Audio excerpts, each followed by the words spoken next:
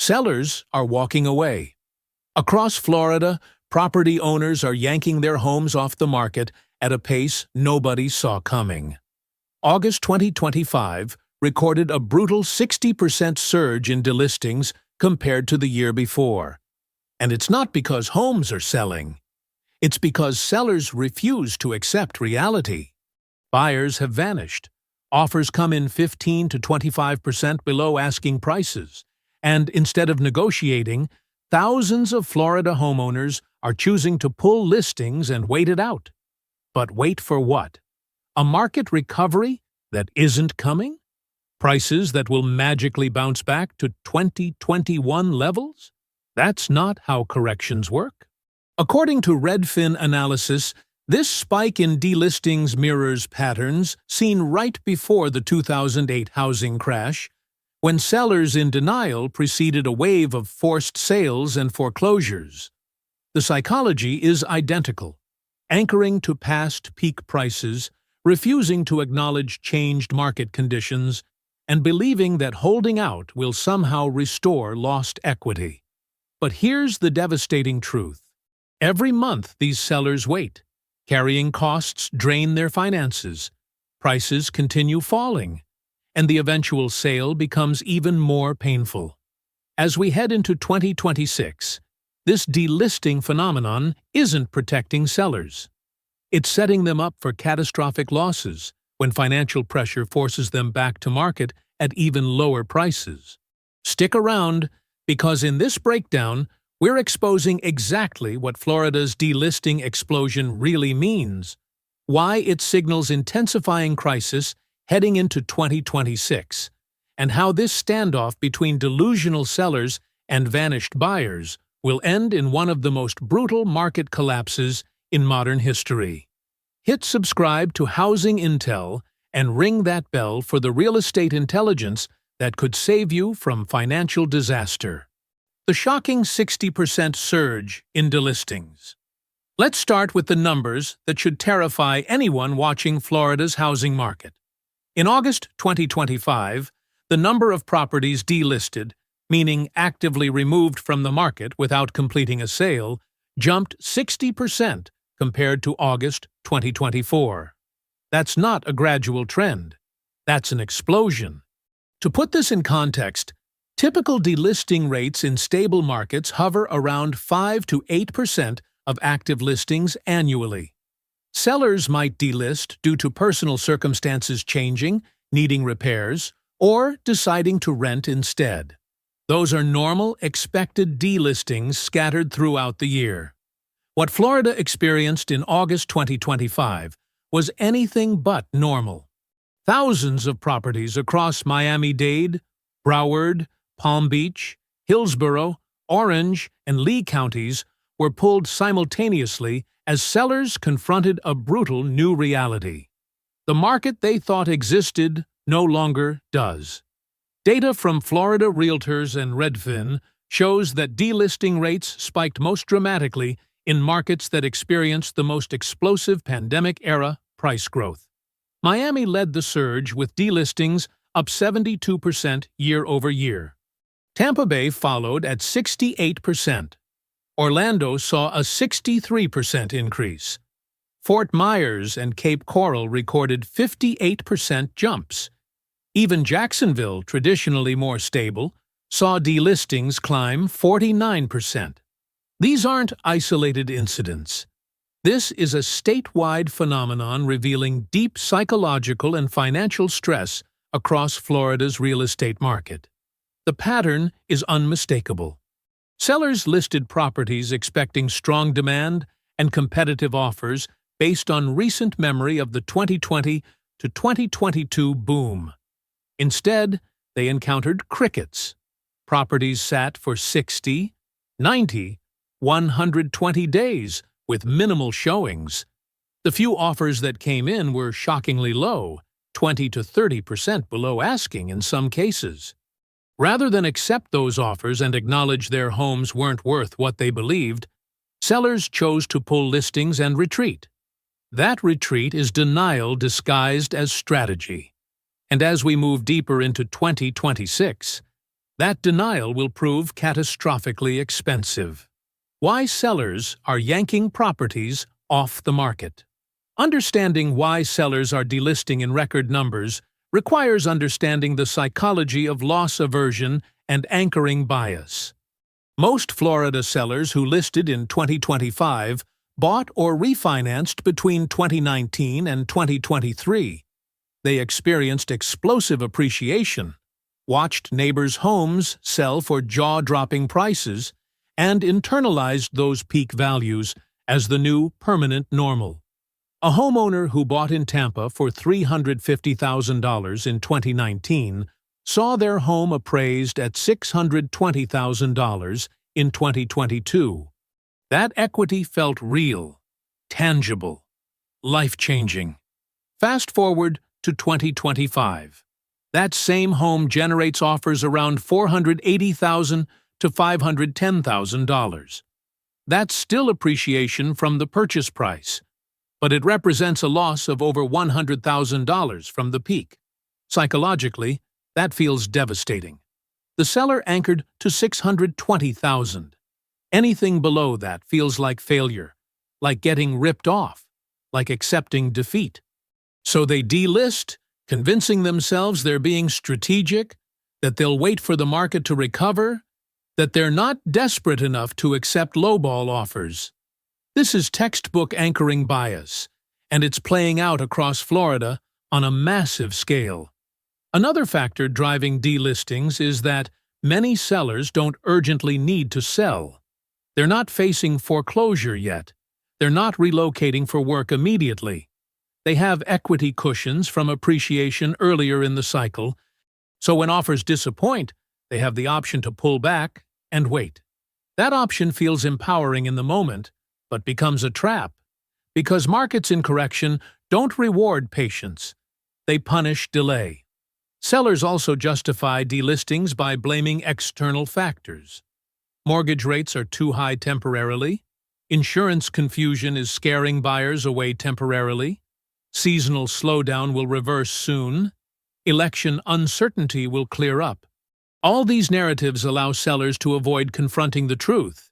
Their homes are overpriced relative to what buyers can afford and what the market will bear. Delisting becomes psychological escape, a way to avoid processing loss and making difficult decisions. But reality doesn't care about psychology. The market is correcting with or without seller acceptance. The psychology of denial. Sellers clinging to peak prices. The most dangerous aspect of Florida's delisting surge is what it reveals about seller psychology heading into 2026. Denial at this scale creates market paralysis that delays natural correction mechanisms and ensures eventual corrections are more severe. In healthy markets, prices adjust smoothly through negotiation. Sellers price competitively, buyers make reasonable offers, transactions close, and market clearing happens continuously.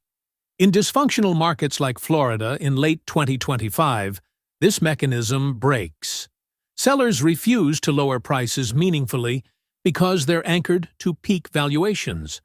Buyers refuse to pay inflated prices because affordability collapsed, and they see prices falling.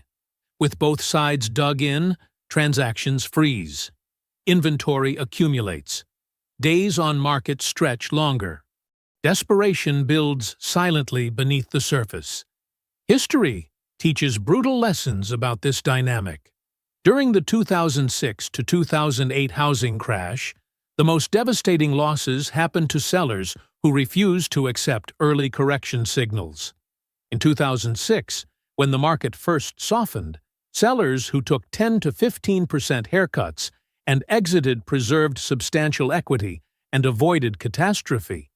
Sellers who insisted on holding out for peak prices ended up selling in 2009 or 2010 for 40 to 50% less, or losing homes to foreclosure entirely. Florida's current delisting wave mirrors 2006 perfectly. Sellers are choosing denial over acceptance, delay over action, hope over data. This guarantees that when financial pressure finally forces them back to market in mid to late 2026, prices will have fallen far more than if they'd accepted reality today. The longer they wait, the worse it gets. Behavioral economics explains this pattern through loss aversion theory. People feel losses approximately twice as intensely as equivalent gains. A $10,000 loss hurts more than a $10,000 gain feels good. This asymmetry causes irrational decision-making. Sellers would rather avoid the pain of accepting a loss today, even if waiting guarantees larger losses tomorrow. They gamble on low-probability recovery scenarios because the alternative, accepting current market reality, is psychologically unbearable. But markets don't care about feelings. Mathematics wins. Affordability metrics, inventory levels, buyer demand, and economic fundamentals determine prices, not seller emotions or wishful thinking. What delistings really signal? Market paralysis, not strength. Some real estate cheerleaders try spinning Florida's delisting surge as positive, arguing it reduces inventory and creates scarcity that will support prices. That interpretation is dangerously wrong. Delistings don't eliminate inventory. They hide it temporarily. Those homes still exist. Those sellers still need or want to sell eventually. The properties are just removed from visible market statistics, creating false impression of tightening supply. In reality, delisted properties represent shadow inventory, a hidden overhang of supply waiting to flood back when conditions change or desperation sets in. This shadow inventory creates ticking time bomb pressure on market dynamics heading into 2026. Moreover, high delisting rates signal market dysfunction, not health. They reveal massive gap between seller expectations and buyer willingness to pay, a gap that can only resolve through significant price declines or dramatic improvement in buyer affordability. Given that mortgage rates remain elevated, insurance costs continue rising, and wages aren't keeping pace with living costs, affordability improvement isn't coming. That leaves price declines as the only path forward. Delistings delay that adjustment, but make it more violent when it arrives. Consider the mechanics. A seller lists at $600,000, receives offers around $500,000, delists in frustration. 6 months later, facing mounting carrying costs or changed circumstances, they relist. By then, comparable sales have fallen further. They price at $550,000, hoping to be competitive. But now, buyers offer $460,000. The seller's delay costs them $40,000 to $50,000 in potential sale price, plus 6 months of mortgage payments, taxes, insurance, and maintenance. Multiply that scenario across thousands of properties, and you see how delisting waves precede capitulation waves.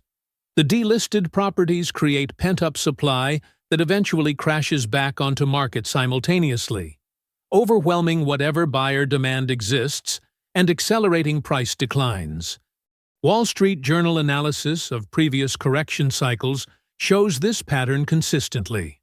Markets with high early-stage delisting rates experience steeper eventual price declines because the delay allows imbalances to worsen rather than correct gradually.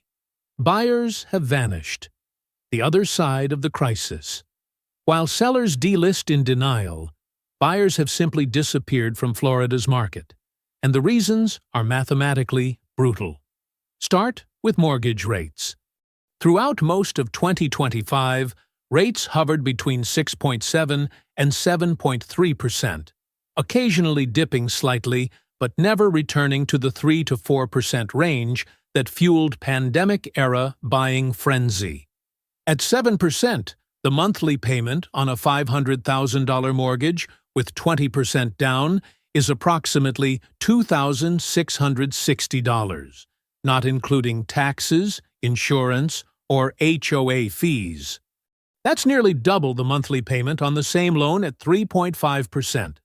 For buyers, this means their purchasing power got cut almost in half compared to just 3 years ago. A household that could afford a $500,000 home in 2021 can now only afford around $300,000 to $350,000 at current rates. But home prices haven't fallen proportionally to reflect this affordability collapse. Florida median home prices remain elevated, still 40 to 60% above pre-pandemic levels, depending on market. This creates impossible math. Homes are priced for 3% mortgage rate buyers in a 7% mortgage rate world. Add Florida's insurance catastrophe to the equation. Property and flood insurance premiums have exploded 50 to 80% since 2022 in most Florida markets, according to Bloomberg reporting. Homeowners in coastal areas or flood zones now pay $8,000 to $15,000 annually for adequate coverage, adding $600 to $1,250 to monthly housing costs. Some can't obtain coverage at any price, making properties effectively unfinanceable. Buyers who could theoretically afford the mortgage payment balk when insurance costs push total monthly housing expenses to unsustainable levels. Then layer in Florida's elevated cost of living. Overall living costs in major Florida metros run 20 to 30% above national averages, driven by expensive housing, high food costs, elevated transportation expenses, and premium service prices. Wages haven't kept pace. Real incomes adjusted for inflation and local cost of living have stagnated or declined for most Florida workers over the past 3 years. Younger buyers, traditionally the engine of housing market demand growth, are almost entirely absent. Millennials and Gen Z workers face student debt, stagnant wages, and Florida home prices that are completely out of reach. Homeownership rates among under 35 demographics in Florida have plummeted, creating missing generation of demand that leaves the market dependent on older, wealthier buyers and investors. But even those segments are pulling back as they recognize overvaluation and anticipate further price declines. Why buy today when prices are clearly falling and will be lower in 6 months? This buyer hesitation creates self-fulfilling downward spiral. As buyers wait for lower prices, sales volume collapses, inventory grows, and sellers panic, eventually slashing prices, which validates buyer expectations and encourages further waiting. Comparing 2025 Florida to the 2008 crash playbook. The parallels between Florida's current delisting surge and the early stages of the 2008 housing crash are eerie and instructive. In 2006 and 2007, as the housing boom peaked and began reversing, Florida led the nation in denial-driven market behaviors. Sellers insisted their homes were worth peak prices, refused reasonable offers, and pulled listings rather than accept reality. Delisting rates spiked dramatically in late 2006 and early 2007 across Florida markets. At the time, optimists argued this proved sellers weren't desperate, that reduced inventory would stabilize prices, that worst was over. They were catastrophically wrong. Those delistings preceded the most devastating phase of the crash. By late 2007 and throughout 2008 and 2009, those same sellers who delisted in denial found themselves forced back to market by mounting financial pressure, job losses, adjustable-rate mortgage resets, and collapsing home equity. The wave of forced relistings and distressed sales overwhelmed buyer demand, which had evaporated completely. Prices cratered 40 to 60% from peak in many Florida markets. Sellers who'd rejected offers 10 to 15% below peak in 2006 ended up selling for half those amounts 3 years later, or losing homes to foreclosure. The lesson is clear. Delisting doesn't prevent correction. It delays and amplifies it. Today's situation mirrors that dynamic precisely. Florida sellers in late 2025 are exhibiting identical denial behaviors seen in late 2006. They're anchored to peak prices, rejecting reasonable offers, pulling listings, and waiting for recovery. But economic fundamentals suggest no quick recovery is coming. Mortgage rates remain structurally higher than pandemic era. Insurance crisis worsens with each hurricane season. Climate risks intensify. Affordability metrics look catastrophic. The ingredients for sustained correction are all present. As we move through 2026, financial pressure will mount on delusional sellers just as it did in 2007 and 2008. Carrying costs accumulate. Opportunity costs compound. Life circumstances change, forcing sales. Adjustable rate mortgages and home equity lines of credit become unaffordable as rates reset higher. Some sellers will face genuine distress as layoffs hit interest rate-sensitive sectors like real estate, construction, and mortgage lending. The wave of forced relistings that follows will crater prices just as in 2008. Florida markets most affected by delisting crisis. While the delisting surge impacts all of Florida, certain markets face especially severe dynamics heading into 2026. Miami-Dade County leads in absolute delisting numbers and percentage increases. The explosion of luxury condo construction during the pandemic boom created massive oversupply in downtown Miami, Brickell, and beachfront areas. Developers rushed to market just as demand collapsed.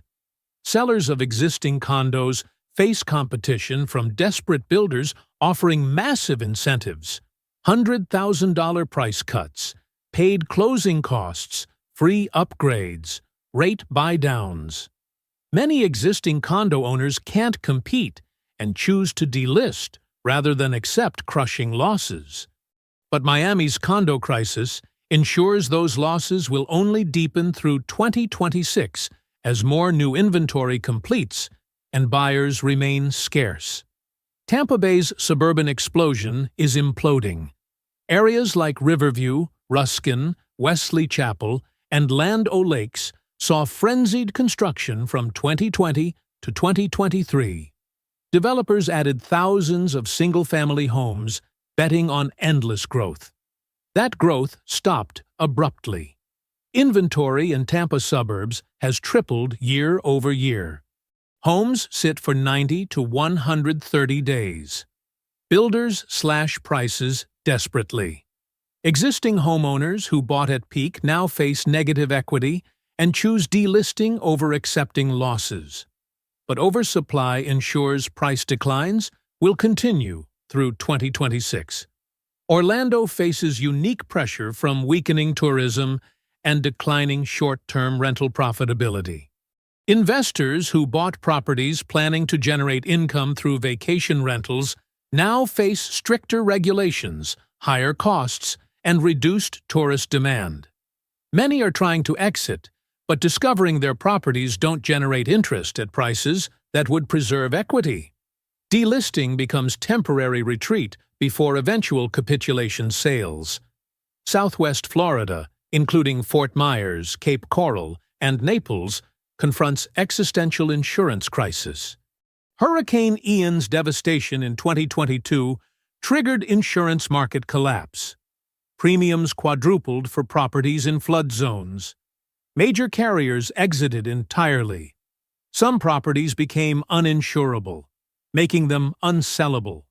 Owners list briefly, receive no viable offers due to insurance impossibility, and delist in despair.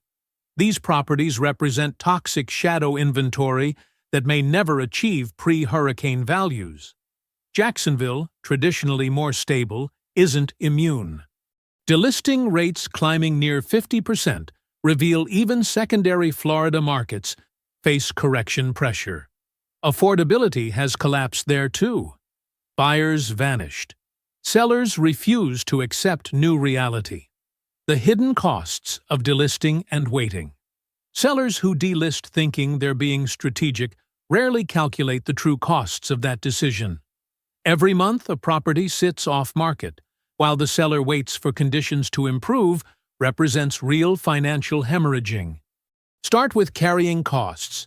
A delisted property still incurs mortgage payments, property taxes, insurance premiums, HOA fees if applicable, utilities, and maintenance expenses. For a typical Florida home with a $400,000 mortgage at 6%, taxes around $4,000 annually, insurance $10,000 annually, and maintenance costs. Monthly carrying costs easily exceed $3,000 to $3,500. 6 months of waiting costs $20,000 to $21,000 in pure expenses. If the home was already listed and not selling, it likely needed to drop price by $50,000 to $75,000 to attract buyers. By waiting 6 months, the seller pays $20,000 in carrying costs while comparable homes around them sell at progressively lower prices, meaning when they finally relist, they'll need to price even lower than if they'd acted immediately. They've literally paid $20,000 for the privilege of losing additional equity.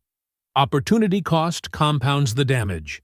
Money spent on carrying costs could have been invested elsewhere or used to reduce debt. The longer a seller holds a depreciating asset, the more alternative opportunities pass by. Additionally, properties that sit vacant or minimally occupied deteriorate. Deferred maintenance accumulates. Systems age. Curb appeal fades. When eventually relisted, the property may need repairs or updates that wouldn't have been necessary months earlier, adding further costs. Perhaps most devastating is the market timing cost. Every month, sellers wait through late 2025 and into 2026. Prices continue falling. By delisting today at $600,000 and relisting in 6 months, they might face market conditions requiring $520,000 pricing. The opportunity to sell at $560,000 today is lost forever. This pattern plays out thousands of times across Florida, with each delusional seller thinking their situation is unique, their property is special, their neighborhood will hold value. The data proves otherwise. Corrections don't spare anyone. Capitulation is coming in 2026, the inevitable price collapse. As we head deeper into 2026, the forces building beneath Florida's housing market will trigger the capitulation phase that delisting can only delay, never prevent. Several catalysts will converge to break seller denial and force massive relistings at drastically reduced prices. First, financial pressure intensifies with time. Carrying costs drain savings. Home equity lines of credit, taken during boom years at low rates, reset to higher rates, making them unaffordable. Adjustable rate mortgages reset upward. Property tax reassessments based on peak valuations hit in 2026, increasing tax bills just as home values fall. Insurance premiums continue rising as climate risks worsen and reinsurance markets remain stressed. For sellers barely holding on, these accumulating pressures force difficult choices: relist at painful prices or face genuine financial distress. Second, life circumstances change and force sales. Job relocations happen. Divorces occur. Health crises emerge. Retirements can't be delayed indefinitely. Inheritance situations require property liquidation. These life events don't pause because the housing market is unfavorable. Sellers who delisted hoping to wait out correction find themselves forced back to market, whether they like conditions or not. Third, recession risks loom over 2026. Economic indicators show concerning weakening if unemployment rises meaningfully, particularly in real estate-adjacent sectors like construction, mortgage lending, insurance, and property services. Waves of Floridians will face income loss, making current housing costs unsustainable. Forced sales from financial distress will spike, adding distressed inventory that depresses prices further. Fourth, New construction completions continue flooding supply into oversupplied markets. Developments started during boom years can't be stopped. Units complete and hit the market throughout 2026, competing with existing inventory and forcing prices down. Fifth, investor exodus accelerates. Institutional and individual investors who bought during boom for appreciation or rental income now face negative cash flow, reduced yield, and depreciating assets. Their exit adds supply and removes buyer segment from market. The convergence of these factors through 2026 breaks seller denial systematically. The delisting wave of 2025 becomes the capitulation wave of 2026.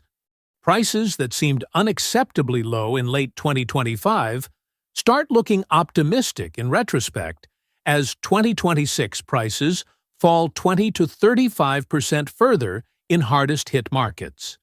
Sellers who waited discover they saved nothing and lost everything. What smart buyers and investors are doing now. For buyers watching Florida's delisting chaos, the strategy is clear. Patience wins. This is not the time to chase properties or make offers on overpriced listings. Let the market come to you. Let desperate sellers exhaust themselves waiting. Let financial pressure build until capitulation forces realistic pricing. Smart buyers in late 2025 are doing reconnaissance, not transactions. They're tracking markets closely, watching inventory trends, monitoring price cuts, identifying which neighborhoods show most distress. They're getting pre-approved for financing so they can move quickly when opportunity emerges. They're building cash reserves so they can make strong offers when blood is genuinely in the streets. But they're not buying yet. The bottom isn't here. Delistings prove that. When sellers are still delusional enough to pull listings rather than accept offers, the market hasn't reached capitulation. True bottoms arrive when sellers become desperate, when listings flood back onto market with aggressive pricing, when inventory reaches maximum and days on market stretch to extremes. That's coming in 2026, not yet. For investors, Florida presents both danger and eventual opportunity. Current property owners should evaluate exit strategies seriously. Can you afford to hold through a prolonged correction? If not, selling now at modest loss beats selling later at catastrophic loss. If you can afford to hold, run the numbers ruthlessly. Calculate carrying costs, estimate how far prices might fall, project how long until recovery. Be honest about opportunity cost. Maybe capital tied up in depreciating Florida real estate would generate better returns elsewhere. For investors with dry powder, 2026 will eventually offer opportunities. But timing is everything. Catching falling knives causes injuries. Wait for genuine distress, forced sales, bank-owned properties, estate liquidations. Those come later in correction cycles. Wait for inventory to peak and start declining, for price cuts to slow, for days on market to stabilize. Those signals mark approaching bottom. The harsh reality sellers must face in 2026. For Florida sellers still clinging to denial, here's the message that needs to penetrate. Your home is worth what buyers will pay for it today, not what you paid, not what it appraised for in 2022, not what your neighbor sold for in 2021, not what you needed to be worth to break even. The market doesn't care about your circumstances, your emotions, or your expectations. It operates on supply, demand, and affordability mathematics. Those mathematics are brutally clear heading into 2026. Supply is elevated and growing as delistings convert back to listings. Demand is collapsed and not recovering, while affordability remains catastrophic. Prices must fall significantly to restore balance. Delisting doesn't change this equation. It just determines whether you participate in the correction actively by pricing competitively and selling, or passively by watching your equity evaporate while you wait. Either way, correction happens. The only question is how much wealth you preserve or destroy through your decisions. Sellers who accept reality early, price aggressively, and close transactions preserve maximum value. They take their equity, redeploy it strategically, and move forward. Sellers who cling to denial, delist repeatedly, wait for recovery that won't come, and only capitulate under extreme financial pressure lose maximum value. They pay months or years of carrying costs while prices fall beneath them, eventually selling for far less than they could have achieved by acting decisively early. Which seller do you want to be? The data and history are clear. Denial is expensive. Acceptance is cheaper. Action beats paralysis. These aren't opinions. They're lessons repeated through every housing correction in history. Florida 2026 will teach them again to anyone who refused to learn. The bottom line on Florida's delisting explosion. Florida's 60% surge in property delistings during August 2025 isn't a positive market signal. It's a flashing red warning light indicating severe market dysfunction, psychological denial, and impending capitulation that will define 2026. Thousands of sellers anchored to peak prices are choosing to hide from reality rather than accept it, pulling properties off market when offers disappoint. But hidden inventory isn't eliminated inventory. Those homes still exist. Those sellers still need or want to sell. The financial pressure grows daily. The carrying costs accumulate. The market continues correcting whether sellers participate or not. As we move through 2026, the forces building beneath Florida's paralyzed housing market will break seller denial systematically. Financial pressure, life changes, economic weakness, and accumulated inventory will trigger the capitulation phase where desperate sellers flood back to market with aggressive pricing. The price declines that seemed unacceptable in late 2025 will look optimistic in retrospect. The buyers who disappeared will eventually return, but only when prices fall far enough to restore affordability and value. That moment is coming, but it's not here yet. Delistings prove we're still in the denial phase, not the acceptance phase. For those watching this unfold, knowledge is power. Understanding that delistings signal dysfunction, not strength, that denial precedes capitulation, and that patience rewards buyers while punishing stubborn sellers provides strategic advantage that can save or make hundreds of thousands of dollars. If this breakdown opened your eyes to the reality beneath Florida's delisting crisis, smash that like button right now. Subscribe to Housing Intel for the data-driven real estate intelligence that cuts through propaganda and delivers truth. Drop a comment below. Are you a buyer waiting for capitulation? A seller facing tough decisions? An investor watching for opportunity? Tell us your strategy. We'll see you in the next video, where we reveal which Florida markets will crash hardest through 2026 and where smart money is positioning for the aftermath.